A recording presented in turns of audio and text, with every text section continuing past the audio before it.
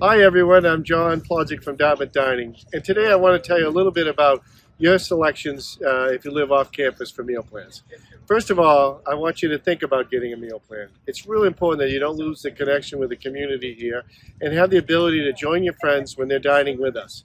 Okay, so I know it may be very, very tempting. I was there to think about I'll make all my meals myself and everything like that, but I'm going to tell you there's going to come an afternoon when you don't have enough time to do it, and an evening when you really want to just be with your friends. So think about joining us in our dining program.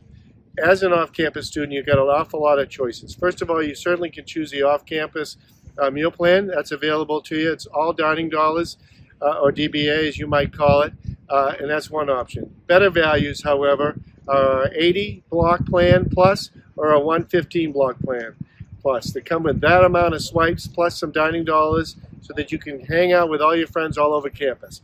If you're really on campus a lot and you're close enough, I want you to consider getting the unlimited IV plan. Really, with that plan, you have total flexibility. You can come and go as much as you want out of 1953 Commons and never miss a meal and never worry about what's for dinner, what's for breakfast the next day, and hey, I think I'm hungry before I have lunch. That plan covers you completely.